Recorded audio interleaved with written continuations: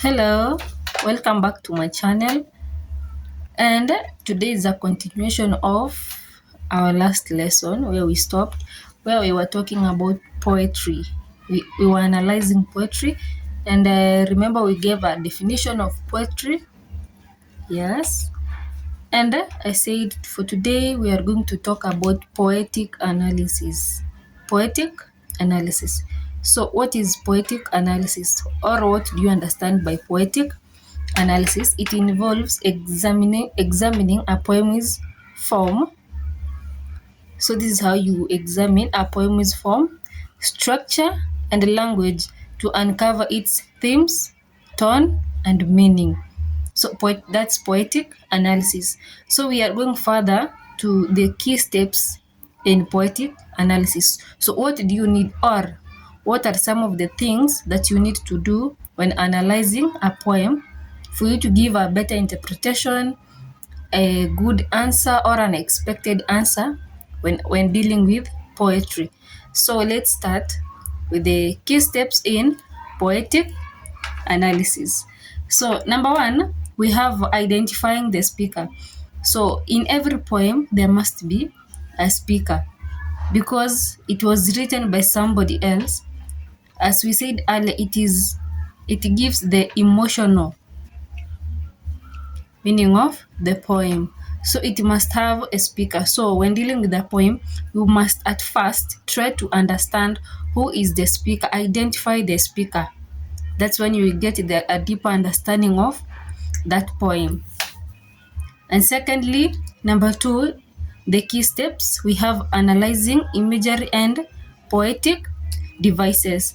So when a poem is written, it must have we have imagery or poetic devices. There are so many. So you must try to analyze those poetic devices. And then thirdly, we have mapping the rhyme scheme. So a poem must have a rhyme scheme. Poems have a rhyme scheme. So you must map the rhyme scheme of that poem. It means that when you're reading a poem, try to map, identify what is the rhyme scheme of this poem. Okay?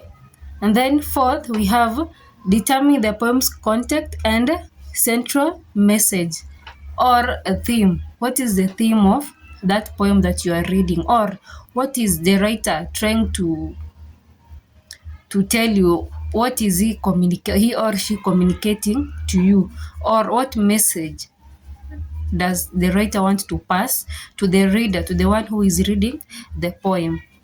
So I have given out the 4 steps in the key aspects in poetry analysis. So let's go into the poem itself. So what do you need? This is a deeper analysis of poetry.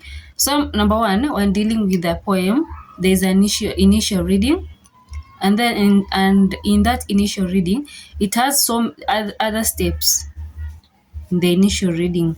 For example, we have reading aloud. So when you're reading a poem, first you read aloud. You can read 2 times, 3 times until you understand the rhyme and the sound. So that's the main reason of reading aloud.